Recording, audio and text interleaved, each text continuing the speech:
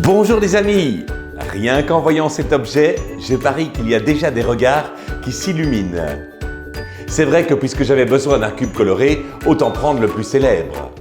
Vous savez probablement que cet objet s'appelle un Rubik's Cube car il a été inventé en 1974 par le Hongrois Erno Rubik. Mais en revanche, saviez-vous que ce cube n'était pas destiné à devenir l'objet culte des années 80?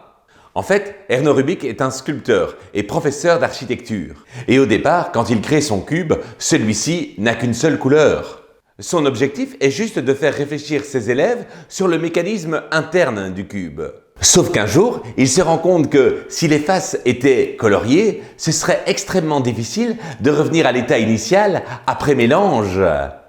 Extrêmement difficile, mais pas du tout impossible, puisque le mélange ne modifie pas la structure interne du cube.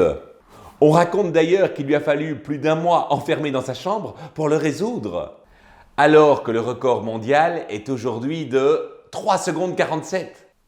Quand il a déposé son brevet, Erno Rubik a décidé que les 6 faces du cube seront toujours peintes exactement de cette façon.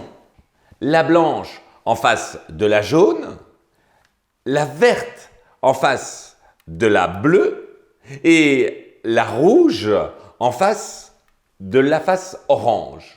Bien entendu, ce choix était purement arbitraire. À votre avis, de combien de façons différentes pouvait-il décider de colorier ce cube? Vous commencez à en avoir l'habitude. Dans le descriptif de cette vidéo, vous trouverez un cadenas. S'il s'ouvre, c'est que vous avez trouvé la bonne réponse. Bravo! Sinon, vous devrez attendre la semaine prochaine avant de découvrir la bonne réponse. À moins de demander de l'aide à un ami, ce qui n'est pas interdit. N'hésitez pas à me dire en commentaire votre nombre de tentatives. Et on se retrouve vendredi pour un nouvel effet waouh. D'ici là, portez-vous bien. Des bises!